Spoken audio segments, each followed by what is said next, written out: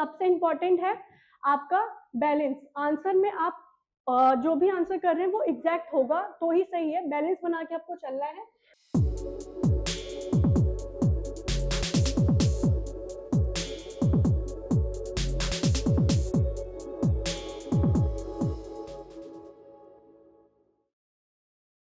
Hello everyone, welcome to our channel. This side Ankita, और आज हम बात करेंगे यूपीएससी के मेंस एग्जाम आंसर राइटिंग के स्ट्रेटेजी के बारे में। यानी जो मेंस एग्जाम्स है उसकी जो आंसर राइटिंग है वो किस तरीके से हमें स्ट्रेटेजी रहनी चाहिए, उसकी strategy for mains answer writing. Okay, so video को स्टार्ट करते हैं। आगे देखते हैं कि किस तरीके से जो मेंस आंसर राइटिंग है उसकी प्रिपरेशन हमें करनी चाहिए, किन किन पॉइंट्स का हमें ध्यान रखना चाहिए, क्या स्ट्रेटेजी बनानी चाहिए, इस पे हम आज बात करेंगे। आइए वीडियो को स्टार्ट करते हैं। फर्स्ट आपका पॉइंट आता है अंडरस्टैंड द क्वेश्चन।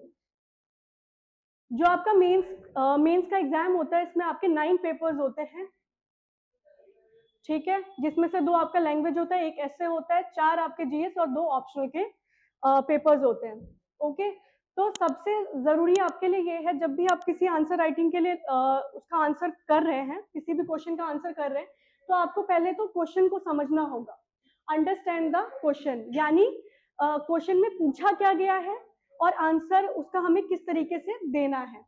तो इसमें पहला पॉइंट आपका आता है एनालाइज द कीवर्ड्स। आपको कोशिश ये रखनी है कि जो भी क्वेश्चन है उसमें आप कीवर्ड्स को ध्यान में रखें और उस पर आप कमांड करें। यानी किस तरीके जो आपसे पूछा जा रहा है आपको उसमें एनालाइज कीवर्ड्स को एनालाइज करना है, उसके अकॉर्डिंग आपको आंसर देना है, क्रिटिकली इवैल्यूएट एंड एनालाइज करके। ओके, कि आपसे पूछा क्या जा रहा है, यानी आप बिल्कुल एग्जैक्ट आंसर दें जो आपको क्वेश्चन में पूछा गया है। ओके, सेकंड आपका आता है स्कोप एंड फोकस। आपको कोशिश ये रखनी है कि जो आंसर है उसका स्कोप और उसके फोकस पे ध्यान देना है। यानी आपको आपसे अगर लिमिटेड वर्ड्स में क्वेश्चन पूछा गया है तो आपको उसी वर्ड में पूरा आंसर आपको लिखना है, कुछ भी आपके पॉइंट्स उसमें छूटने नहीं चाहिए। लिमिटेड चीजें होंगी, limited your answer to the question, avoid diverting the unrelated areas. यानी आपको एक्स्ट्रा कुछ नहीं लिखना, आपको घुमा के चीजें नहीं लिखनी, एग्जैक्ट पॉइंट लिखना है, आंसर क्लियर आपको करना है। आपका सेकंड पॉइंट आता है स्ट्रक्चर योर आंसर। आपका जो आंसर का स्ट्रक्चर है वो कैसा होना चाहिए, यानी क्या क्या पॉइंट्स आपके आंसर में इंक्लूड होना चाहिए। तो आपका इसमें फर्स्ट आता है इंट्रोडक्शन। सबसे मेन, आप जब भी कोई आंसर करेंगे तो उस पर आप ध्यान रखेंगे कि उसका प्रॉपर इंट्रोडक्शन, उसका डेफिनेशन, एग्जैक्ट डेफिनेशन होना चाहिए, रेलेवेंट होना चाहिए। ओके, आप उसको अंडरलाइन कर सकते हैं ताकि चेकर को अच्छे से समझ आए। फिर आपका आता है बॉडी, जिसमें आप समरी लिखते हैं, यानी आपसे जो क्वेश्चन में पूछा गया है उसमें आप समराइज करके जो चीजें आंसर करते हैं वो आपकी बॉडी होती है। ये बिल्कुल क्लियर होना चाहिए, कोहेरेंट होना चाहिए, सेक्शन वाइज होना चाहिए। आप कोशिश ये कर सकते हैं कि सब हेडिंग्स बना सकते हैं, यानी छोटे छोटे सब हेडिंग्स दे सकते हैं, पॉइंट्स दे सकते हैं। उससे क्या होगा, जो आपका आंसर होगा वो बहुत क्लियर रहेगा। ठीक है, सब हेडिंग्स दे सकते हो आप।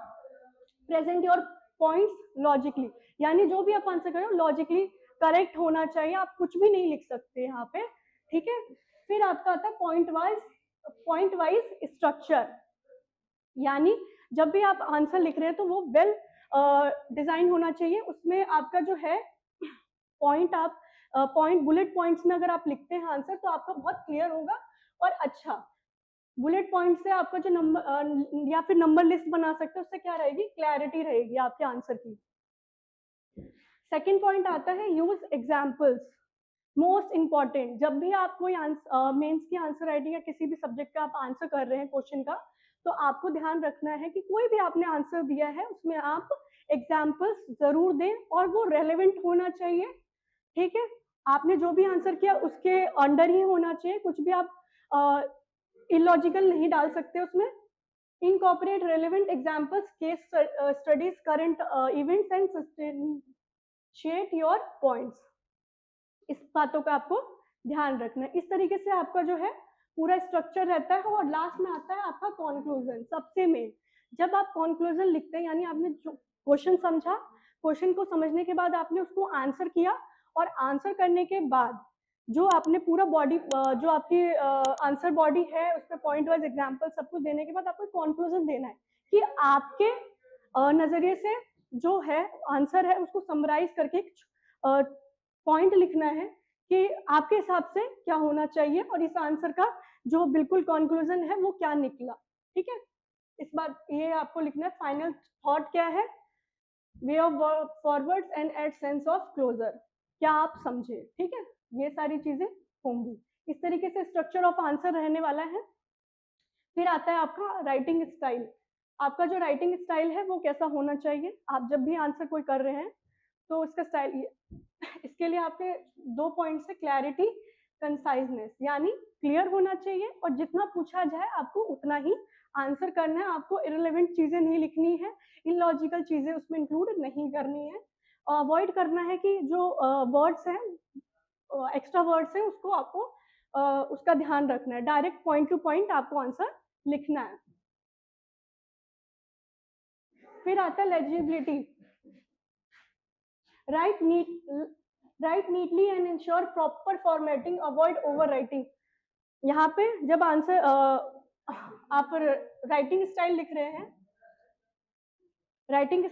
तो आपका एक पॉइंट तो आपका ये होता है कि क्लैरिटी और कंसाइजनेस होना चाहिए, क्लियर होना चाहिए, पॉइंट टू पॉइंट होना चाहिए, एग्जैक्ट लिमिटेड होना चाहिए। लेजिबिलिटी का मतलब है कि आप नीट एंड क्लीन लिखें, कुछ भी ओवर राइटिंग ना करें, जो भी चेकर है उसको अच्छे से समझ आना चाहिए। बैलेंस सबसे इंपॉर्टेंट है, आपका बैलेंस। आंसर में आप जो भी आंसर कर रहे हैं वो एग्जैक्ट होगा तो ही सही है। बैलेंस बना के आपको चलना है बिटवीन थ्योरी और प्रैक्टिकल। आप कुछ भी एक्स्ट्रा नहीं लिख सकते। ठीक है, maintain your balance between theory और प्रैक्टिकल एग्जाम्पल्स।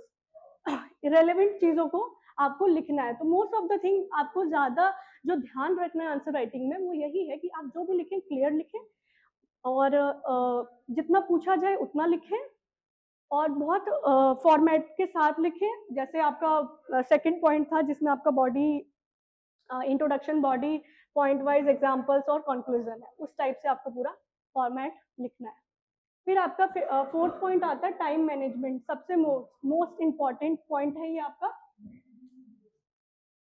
इसमें क्या है कि आपको टाइम मैनेजमेंट करना सीखना होगा, क्योंकि जो यूपीएससी का सिलेबस है वो बहुत वास्ट होता है और जो जब आंसर राइटिंग का आपका एग्जाम होता है किसी भी सब्जेक्ट का, तो उसमें आपके पास लिमिटेड टाइम होता है। लिमिटेड टाइम में आपको सारे क्वेश्चन अटेम्प्ट करना होता है और बहुत अच्छे तरीके से अटेम्प्ट करना होता है, आपको क्वेश्चन छूटना नहीं चाहिए।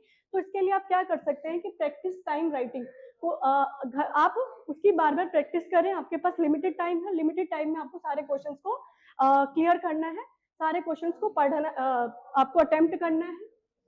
तो ऐसे कंडीशन में आप इसकी प्रैक्टिस कर सकते हैं, यानी regularly practise writing answer within a set time limit to simulate exam conditions. यानी एग्जाम्स की जो कंडीशन होती है उस टाइम पे वैसा आपको उसकी प्रैक्टिस आपको करनी है। यानी आपके पास लिमिटेड टाइम है, लिमिटेड टाइम में आपको पूरा आंसर लिखना है, करेक्ट आंसर लिखना है, पॉइंट वाइज लिखना है, सारी चीजों का आपको ध्यान रखना है और आपका क्वेश्चन छूटना नहीं चाहिए।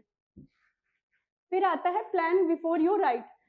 जब भी कोई आपके सामने क्वेश्चन आता है तो आपको क्वेश्चन को पढ़ना है और उस क्वेश्चन को पढ़ने के बाद जो भी आप आंसर लिखने वाले हैं उसको आप एक बारी रिवाइज करेंगे, आप लाएंगे दिमाग में कि हमें लिखना एक फ्यू मिनट्स लें आप और प्लानिंग योर आंसर स्ट्रक्चर कि किस तरीके से आप आंसर लिखने वाले हैं और क्या क्या पॉइंट्स उसमें आपके होने चाहिए और आप उसको लिखेंगे। ठीक है, आप क्वेश्चन को देखें और उससे 2 मिनट का आप टाइम लें कि मुझे किस तरीके से अपना आंसर लिखना है। ठीक है, फिर आपका आता है fifth point, revise and reflect.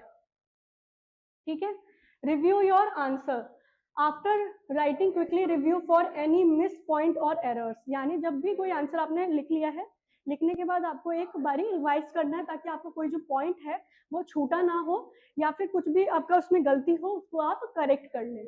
ठीक है, सीक फीडबैक्स आप ये भी कर सकते हैं। जब आप रिवाइज कर रहे हैं, प्रैक्टिस कर रहे हैं, तो जो भी आप आंसर राइटिंग लिख रहे हैं आप ये कोशिश करें कि आप किसी मेंटोर को वो चेक करवाएं ताकि वो बता पाए कि किस एरियाज में आपको इम्प्रूवमेंट की ज़रूरत है, यानी कहाँ पे आपकी गलतियाँ हैं, कहाँ पे आपको प्रोग्रेस करने की ज़रूरत है, वो आपके लिए बेस्ट पार्ट रहेगा।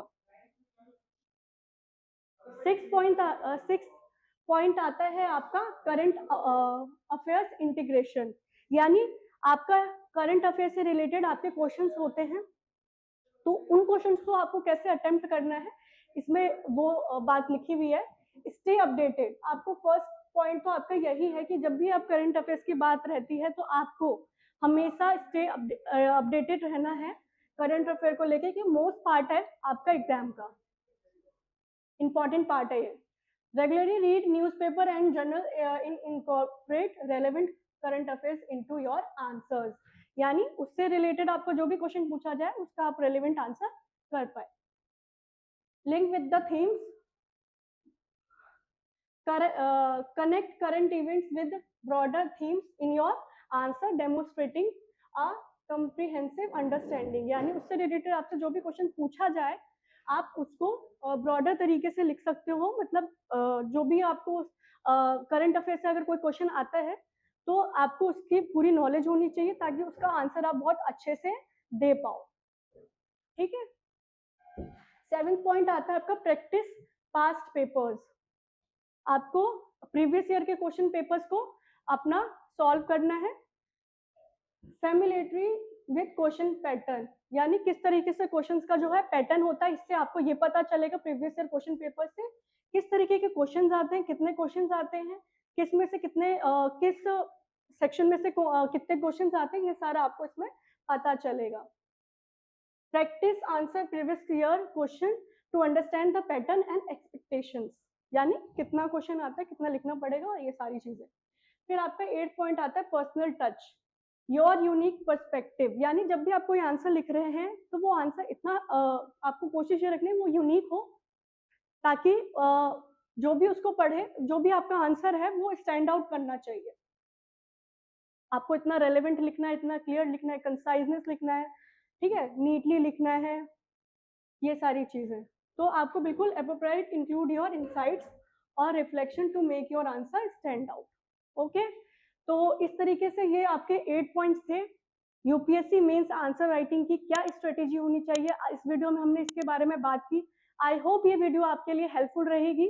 मिलती हूँ नेक्स्ट वीडियो में, तब तक के लिए बाय बाय।